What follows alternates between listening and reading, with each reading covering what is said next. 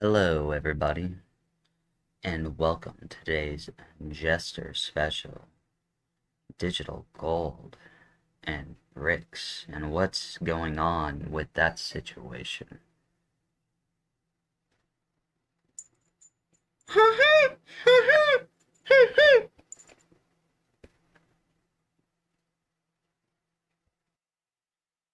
Okay, I'm using peer-reviewed literature.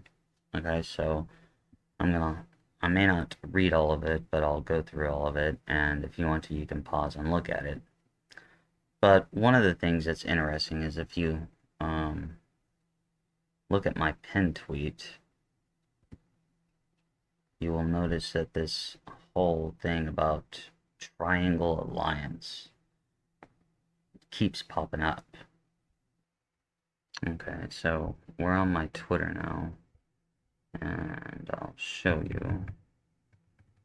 See, Triangle Alliance. I got this because Russia, China, and Iran in about 2018, I think it was, uh, did a military exercise together. And in that military exercise together, they called it the Triangle Alliance. And so if we go back to, once again, you see the same thing with the Triangle Alliance. And the interesting thing is triangles are associated with the Illuminati. So, let's go into this. Okay, so this is what's interesting here. Once I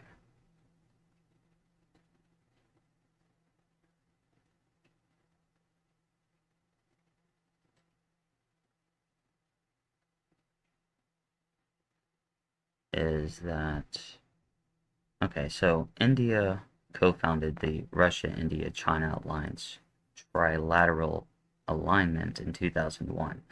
Now, 2001 was also the same time that Brics was founded by Goldman Sachs. So let's see if there's anything interesting in this.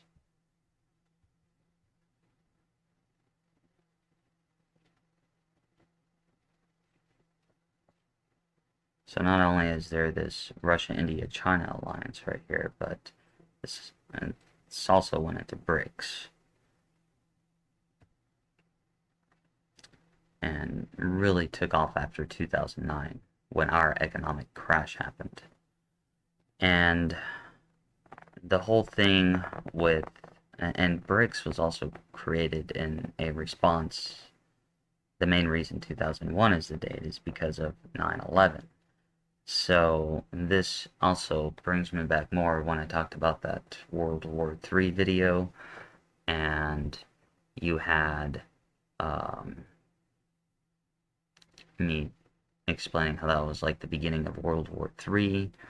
So now this should be more clear into like, hey, after 9/11,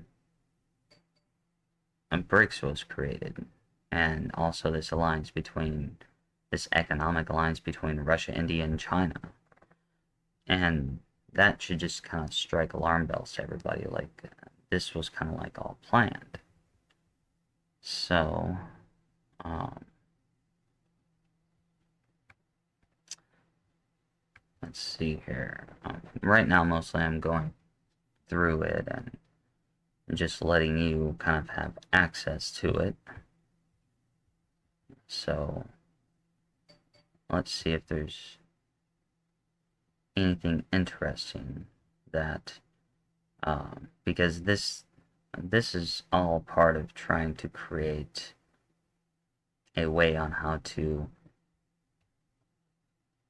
basically de-dollarization and this whole idea with a regional multi um, polar world where several currencies are like top dollar.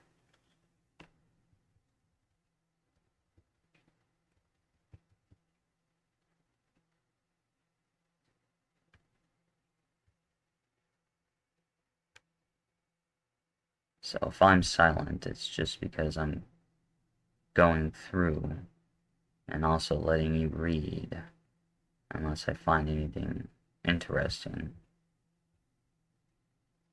And I will leave all the links down below. Okay, the second argument is that India lack of success in advancing its counter-terrorism agenda in the Brics and SCO.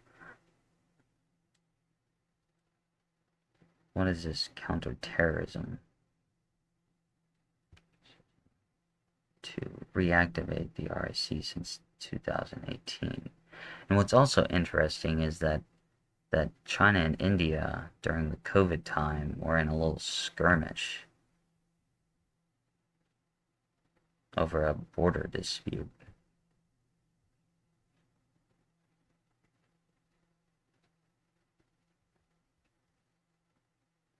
But apparently China and India are all good now.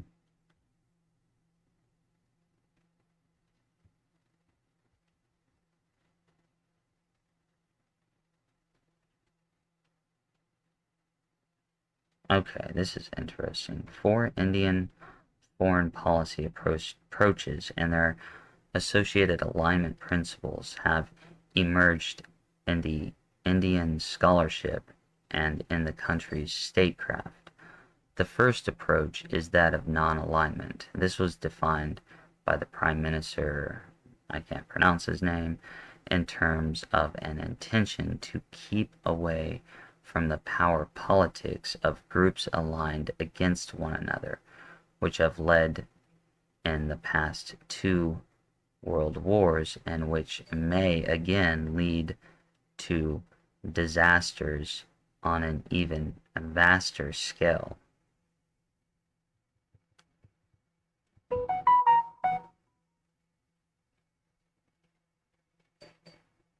So they're trying to stay away. They're trying to take over the world through more of an economic means right here, rather than military solutions to the international crisis. So that's the first goal. The second concept is that of strategic autonomy.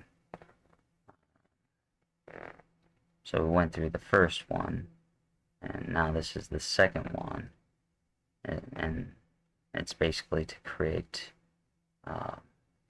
economic independence, and these aims right here limited India's efforts in improving its strategic relationships with the United States. Non-alignment 2.0, the third approach, was developed in 2012 through substantive study by leading Indian security scholars and former policymakers.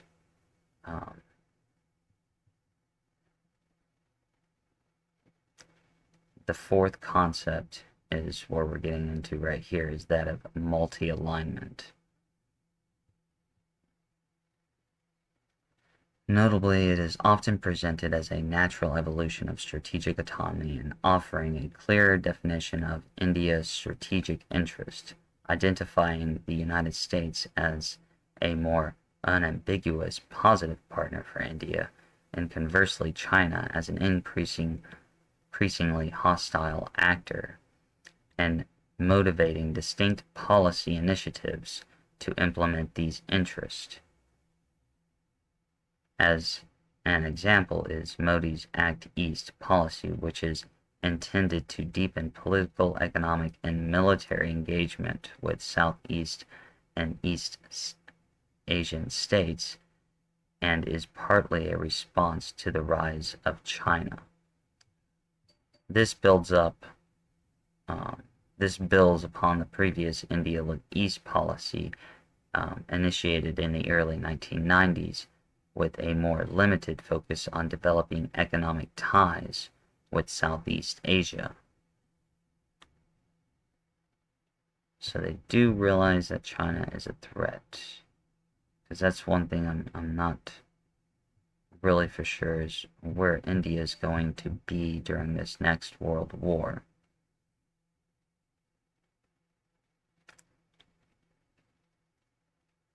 Okay. These approaches are united in their preference for avoiding alliances in India's diplomacy. Since the end of the Cold War, India has demonstrated greater interest in forming strategic partnerships with states instead.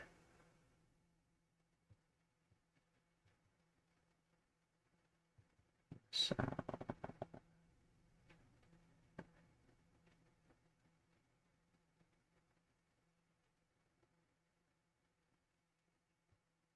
let's see.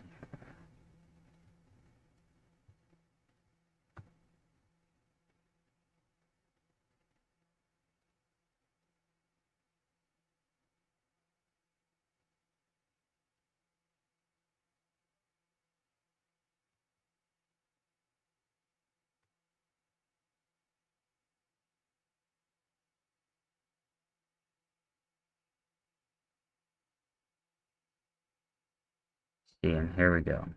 Here's where we're getting into Brics, and Moore is also talking about how the Soviet Union really didn't fall. That was all a charade. It's talking about how right here Russia's intent is to create is to transition from a U.S. unipolar world to a multipolar world in which Russia would maintain equal partnerships with a variety of international power centuries, centres, and equidistant positioning from each to maintain a multipolar balance of power. This right here is the goal of Brics, where that 38 is. It was his recognition that China and India formed likely future power centuries, and his desire for their national leadership to share his worldview. So Russia kind of knew that in order to build this multipolar world, that they needed China and Russia. And this is kind of giving a guide, and this was written in 2001, and this is kind of going through the history of how Russia has played this role in trying to de-dollarize its role of de-dollarization. So I'm gonna let you read. Okay, that was pretty interesting.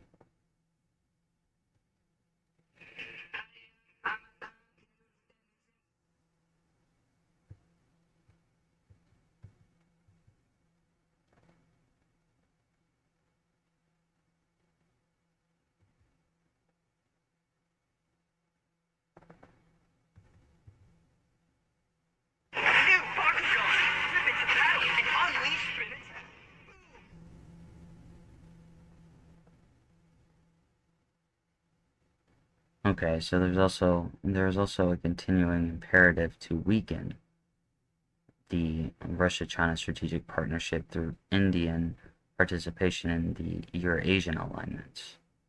Okay, so what game is India playing in this? It seems like India is playing both sides of the United States and Russia and China, which could land them in big trouble when they have to make a choice for World War III.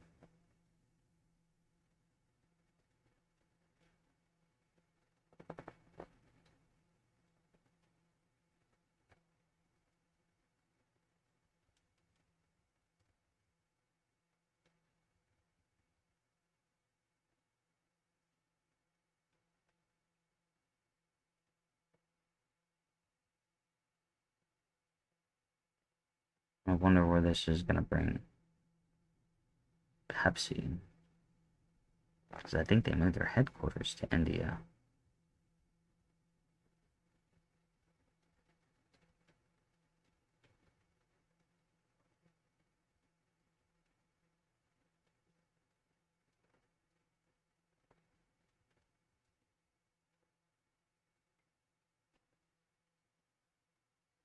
And look here again. The first meeting of the RIC, Russia, India, China, Trilateral Forum in 2001 happened in September of 2001. And now you see where 9/11 comes back into play on this, and how 9/11 was also fake. We'll kind of go into that maybe some other time. But look how everything revolves around, like, certain events like 2009 and 2008 when the United States was hit with that that small economic collapse, a little bit, and also around 9/11.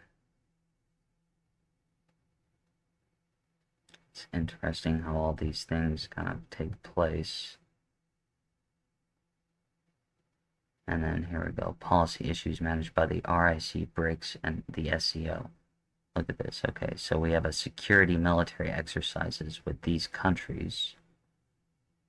We got India, China, Russia right here with economy, development, agriculture, climate change, energy, health, transport, infrastructure cooperation, culture, which is interesting, security, UN reform, crisis hotspots, drug trafficking, terrorism, ICTs, cybersecurity, space security, nuclear and other, weapons of mass destruction, non-proliferation, economy, reducing avoidance and inefficiencies in global tax system, and then how Brazil and South Africa, what role are they playing? Infrastructure financing, coronavirus financial assistance.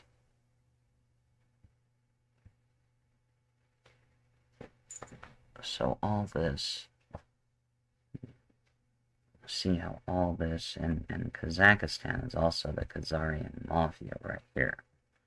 So kind of keep that in mind. It's kind of interesting how they're the security military exercises, and Russia kind of plays a big role with these ones. I would say China and India are playing roles with these, and China is probably mostly playing the role over here. Maybe a little bit of Russia. But anyway, I kind of thought that was really, really interesting.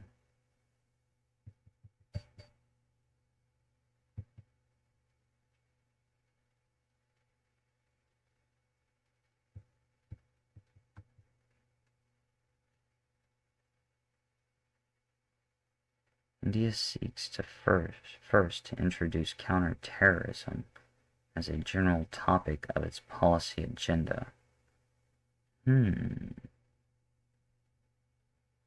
Okay, the Indian government foregrounds Pakistan's sponsored terrorism in its official statement on the CCIT, arguing that the adoption of the convention would prohibit terrorist actors from receiving support, safe havens in other countries, while establishing extradition of international terrorists as a new element of any pre-existing bilateral extradition treaty. That's interesting. I wonder if that's why Iran sent bin Laden to Pakistan.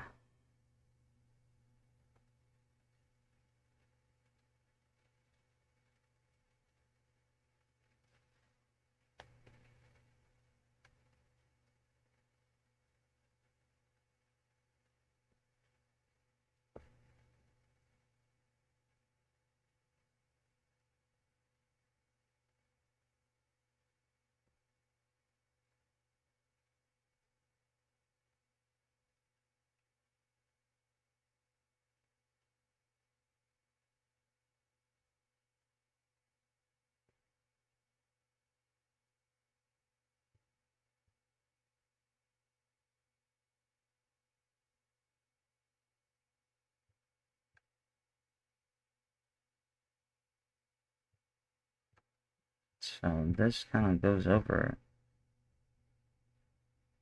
how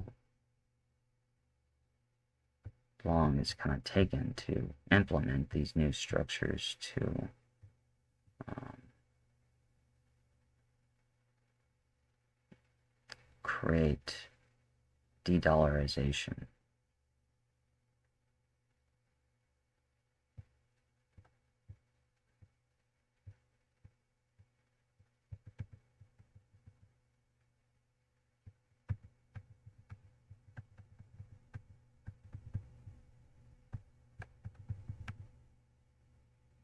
So I'll kind of let you go with that.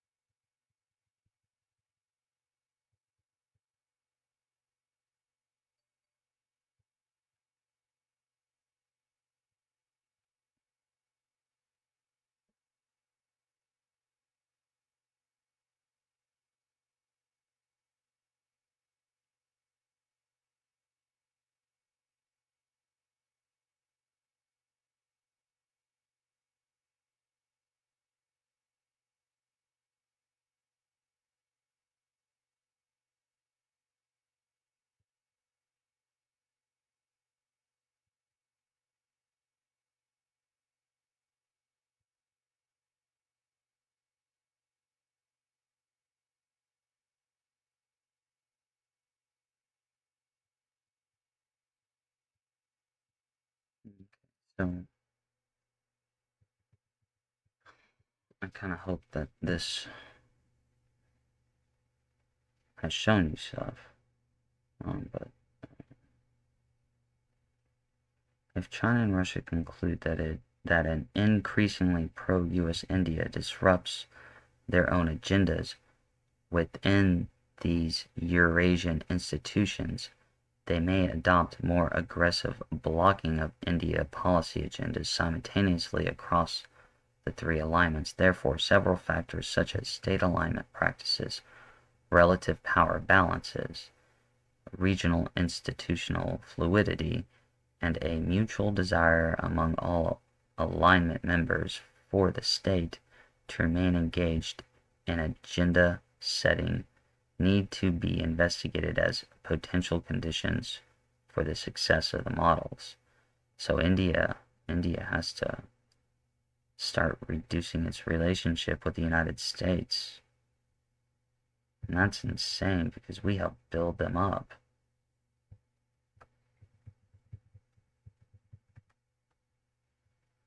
I thought our relationship with them was going good until, all this stuff started popping up. Okay, so here I'm bringing you back to the past. Man, I may need to do this in 2 parts or more. So I'm going to make this part 1 because I realize that this is taking up a lot of time, but I want you to get a good understanding of what is going on. Um, so, in this article, we're taking you back to the past a little bit. The US and the EU and the CEA relations with regional powers. Okay. This has talking about containing Iran and creating alliances. Okay.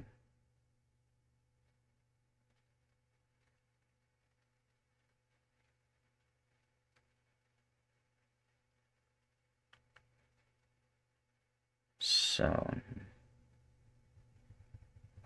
notice that Russia, okay, they're trying to normalize relations with China, whose military potential and alliance with Russia is perceived as a threat to its own security interest. Commercially, the EU is not involved in the CEA as the United States. The main powers in the EU, Britain, France, and Germany, give priority to other regions over CEA, which the CEA has to do with post-Soviet region. Let's see if any of this. Okay, interesting. All U.S. presidents since Roosevelt agreed that the policy of domestic energy security of America extends beyond the legal borders of the country. Between the end of the 1960s and the oil price hike of 1973, energy security moved to the top of the American agenda. At that time, oil prices had become volatile. After decades of stable and low prices, okay, so we're talking, this right here is talking about why our alliance with Saudi Arabia was so important. Was to keep oil prices down and our economy good, which also caused inflation for other countries because they had to purchase dollars in their currency in order to buy oil. This is where the United States produced its monopoly over oil, and the dollar was tied to the oil. And now that Saudi Arabia is aligning itself with Brics, and all the other oil countries are, we're trying to go green, which is a stupid decision because it unplugs the US dollar from it, which is going to cause inflation. I've talked about this a lot.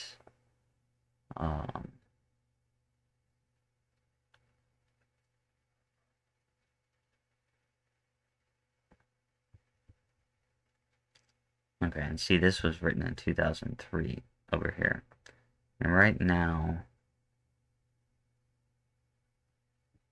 at this time, the United States imported 53% of its oil consumption, and that came from the Persian Gulf, and is expected the oil imports will increase to 60% in 2020, or by 2020. I'm not so sure how that goal came through, but there was definitely major concern about securing oil.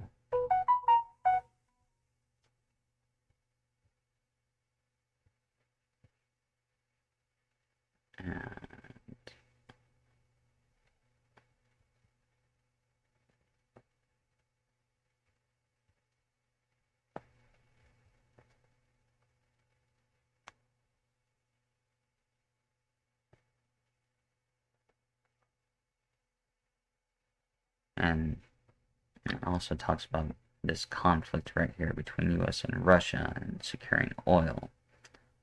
And China and Iran are contenders for influence on decisions about location and construction of pipelines.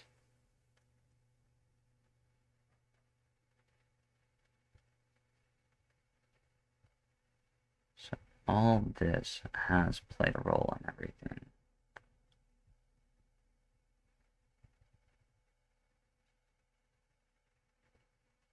Especially, you see all these pipelines.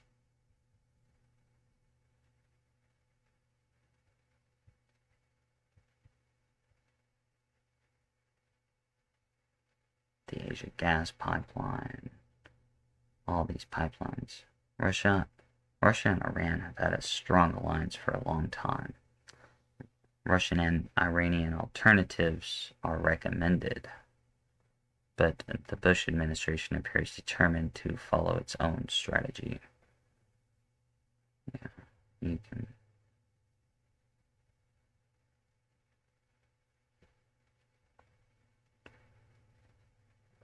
And here it talks about how we created the Sunni Islamic forces and bin Laden to fight the Soviets. And you see how now all this ties back into, what is it? 2001 and 9/11. Yep. So the 80s were the prelude to this coming Brics and creating the tension between the East versus the West, and how the United States was using Islamic terrorist groups who we were at the who we would soon end up betraying, because when 9/11 happened, there were no planes, and that flew into the planes that were supposedly flown into the trade towers were created by a television studio, and it was a missile that hit the Pentagon. I'm trying to show you kind of like how everything leads up, and how the narrative occurs. And right now the concentration is oil from at this time.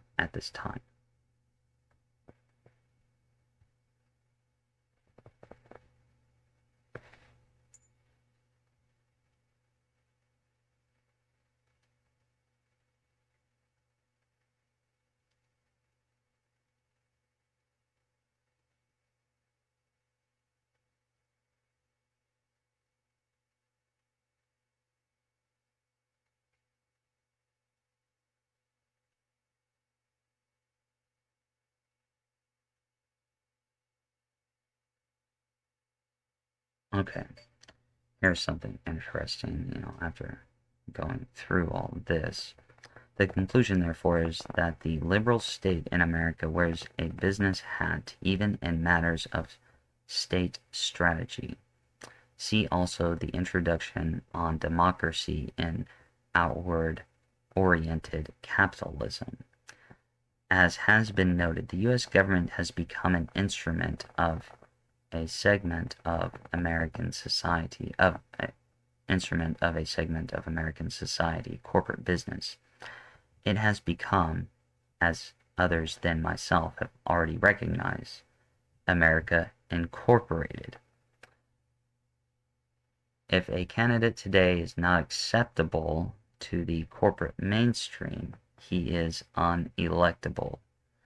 Now, think about that and think about Trump, okay? Corporate money determines national policy. Just think about that for America, okay? I'll let you make your own conclusions. I'm just reading what it says.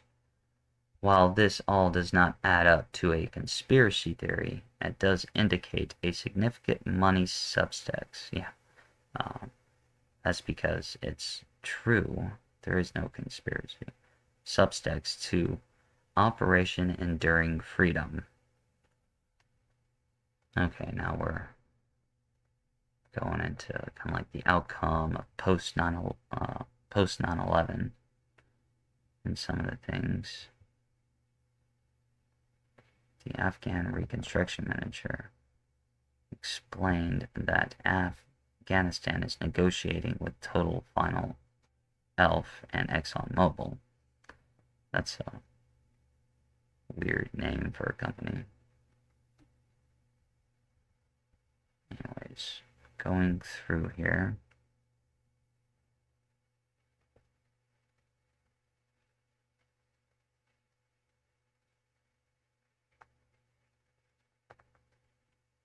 Okay, here's an interesting thing about U.S. policy during this time, because I'm trying to show you how things have added up to all this and what I have been trying to warn people about. But the objective of U.S. Policymakers is not only to obtain oil and gas from the CEA, but also to control its flow to oil and gas markets in the West and in Southeast Asia. U.S. economic interests are combined with strategic interests to weaken Russia and Iranian influence in the region, and also to ensure better control over both resources and the shipping lanes in the Persian Gulf, which is failing and has failed. Rivalries that are played out here will have a great impact on the shaping of the post-Soviet CEA, resulting also in worldwide consequences.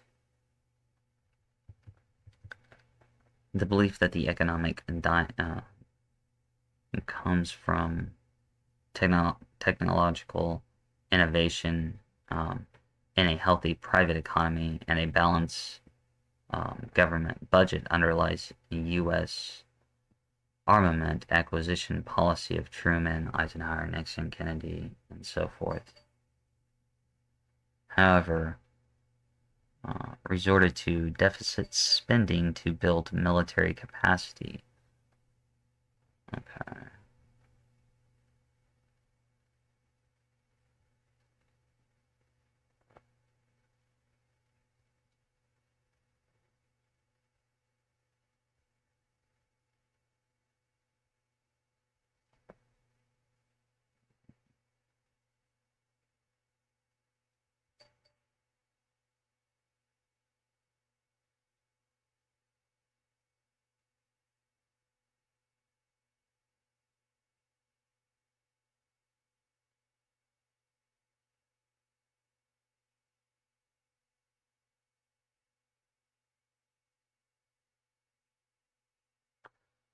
Now this is interesting. In Clinton's world of man-made comparative advantage, some of his trade officials believed that state agents had to provide a helping hand as salesmen. The Clinton administration and its successors will inevitably continue to play hardball in helping American firms to lock up contracts abroad. Foreign governments will learn that the U.S. will not roll over when confronted with their aggressive tactics, and at the same time, the cost of intervention will rise for them. So Clinton wasn't a good guy. Come on, people. I don't know why people favored Clinton so much, but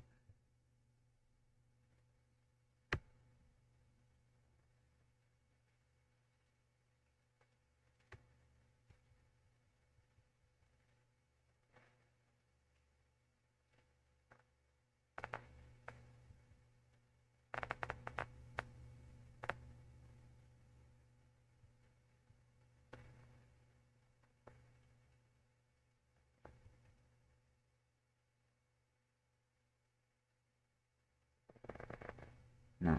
This is the what I would say is the CEA right here. These countries.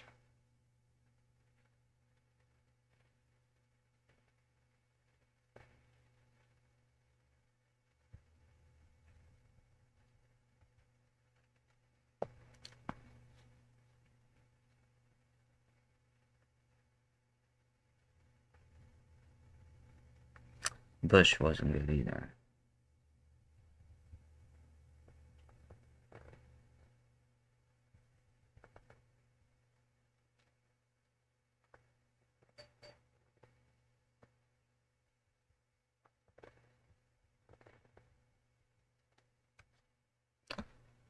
Okay, boring.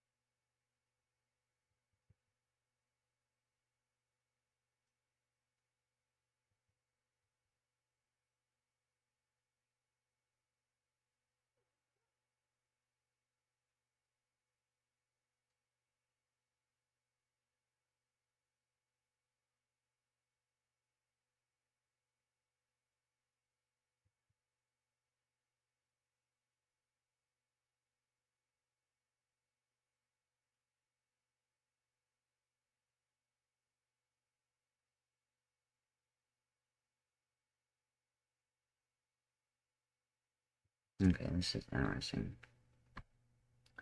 More important for the future is that the U.S. exploits Russia's weakness whenever it sees a chance to do so, while at the same time it tries to be very friendly to Putin. The refusal by the Russian leadership to endorse America's war in Iraq has not changed. Unlike France, U.S. policymakers seem to forgive Putin for what is seen as defiance of America. Why? Our speculation is that Russia's position of being in the middle between China, dynamic East Asia, and a divided Western Europe, and gives it policy alternatives, and that the U.S. is aware of that.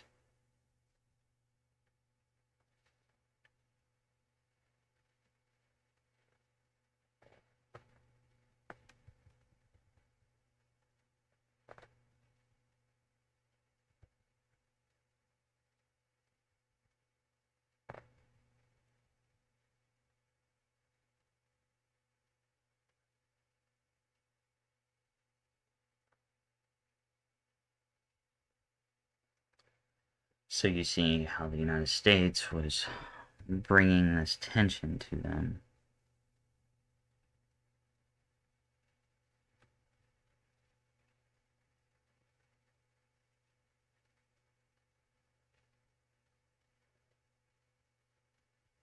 Okay, and then it looks like Iraq used to be a weapons contractor for Russia, and loss of oil contracts too.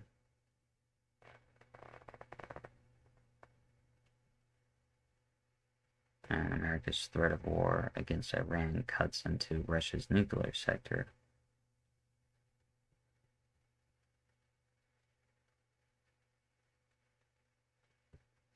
So the U.S. influence over oil price will pit the interest of the largest consumer nation against the interest of Russia as an oil exporter. So it seems like they have the United States see all this stuff at 2001, what happened and the outcome after 9/11, created a lot of tensions between the United States and Russia, more than what we know, and the cause of what happened during that time seemed to create the situation which we're in today.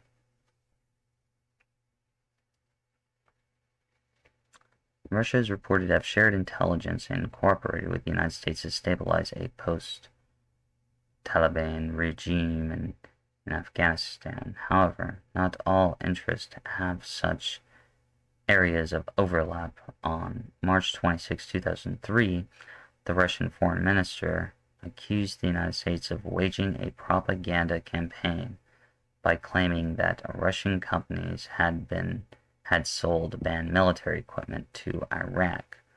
We are seriously concerned by the attempts of certain circles in the United States to drag Russia into an information war over Iraq by making unfounded accusations that Russian companies supplied some military equipment to Iraq, bypassing the sanctions. He called the war illegitimate and stated that only international inspectors could determine whether Iraq possessed weapons of mass destruction, which is true. Well, to an extent. I mean, we just knew that all of it was BS anyways. Okay, to counterbalance concerted efforts by the United States to achieve both dominance in CEA as well as some kind of world leadership, Russia has entered into a number of strategic alliances with regional powers, especially Iran and China. And what's interesting is, like I said, Brics, and notice how these people, this alliance with Russia, is actually the people who were going to be fighting in this upcoming war. And all this began when 2000 around 2001 after 9/11. Um,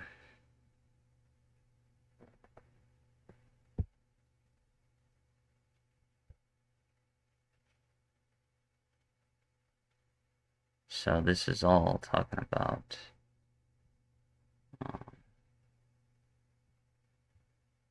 oh yeah, and Brics. And what's interesting is Goldman Sachs, the U.S. Corp, and goes over and helps Russia and China create Brics, which is very, very, very strange. But we also know that the that Brics was founded, or that Goldman Sachs is controlled by Ruth Shield. So I'm trying to give you a good history layout on how all this has been played and basically scripted. Like, remember, nothing in politics happens by accident.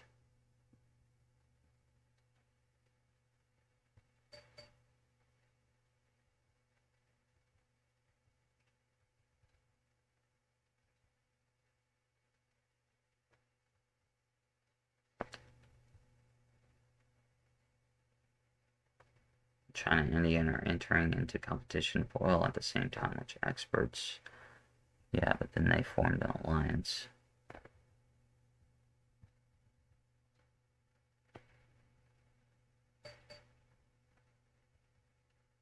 In 2010, China is expected to become the largest oil importer of the world. Think about that. We don't really hear much about what China has in oil.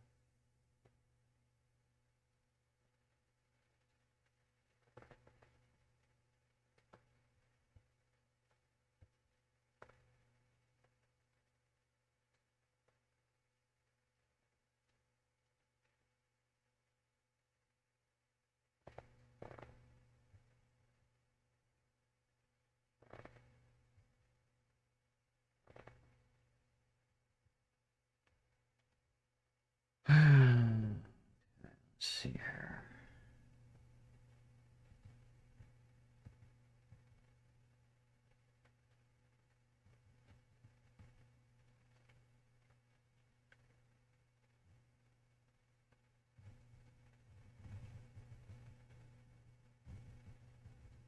This is going to be the last one I go over today because I wasn't expecting to spend so much time, but um,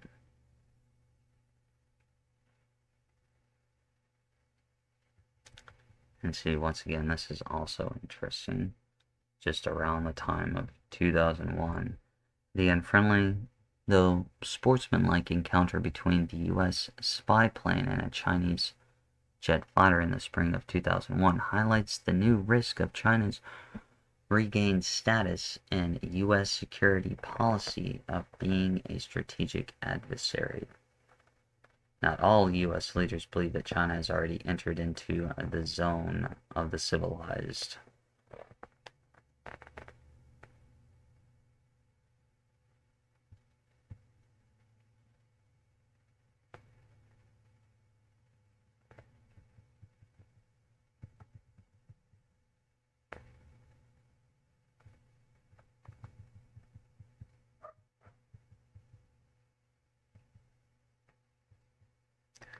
You notice, man, they talked about, in this, they talked about the strategic alliances of Russia, China, and Iran. It's kind of like, because see, right here, U.S. China, U.S. Russia, it's kind of like this alliance between China, Russia, and Iran was very much pre-arranged, or it was like you could just kind of tell it was meant to be if you were, looking at all the literature. I think North Korea play somewhat of a role, but not as big as um, Iran and Russia and China.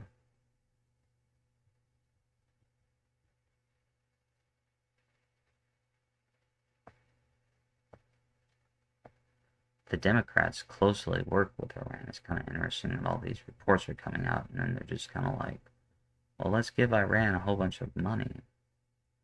See, once again, it all relates back to September 11th.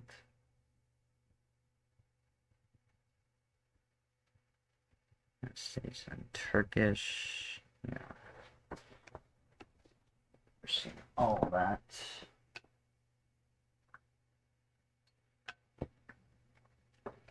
And Turkey, not all too worried about right now.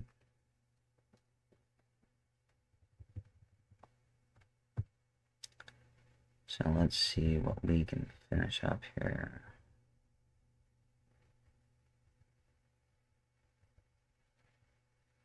Trying to give you guys some good history.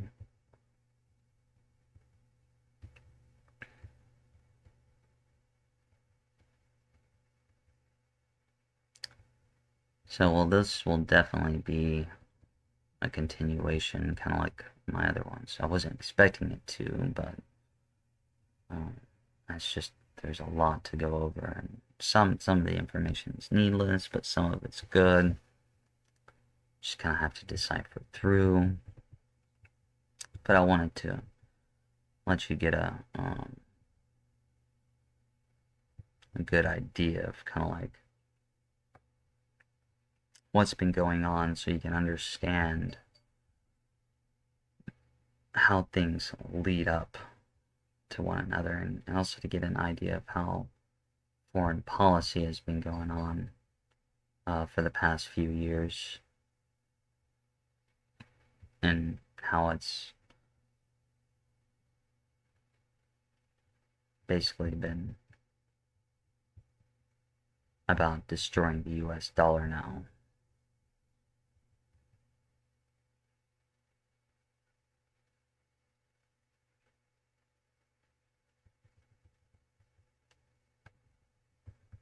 So, I'm going to show you briefly some of the other ones that we'll be going over.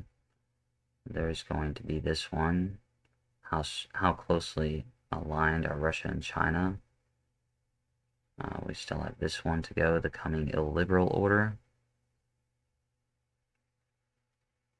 I forget what that one was. A new epic on the Sino-Russian relations and their regional and global influence. Digital gold and geopolitics. I'm going to go over something here. This is very interesting. Quantum.gov. Maybe you should check that out.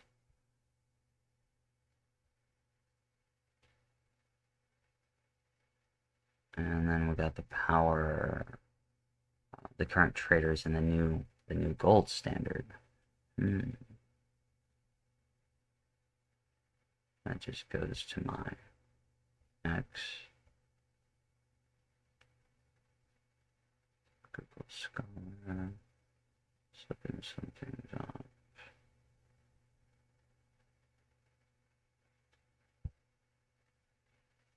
Alright. So,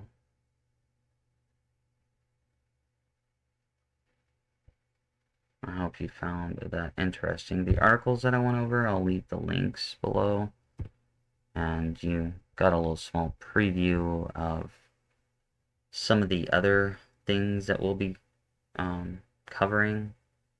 Might try and make that into more of a smaller video, because this seems to be like an hour long, and I don't really like doing really long videos, because I know people prefer shorter ones. But if for some reason you want really long videos, let me know, because I don't mind doing them. But to that, I will say my goodbyes for now.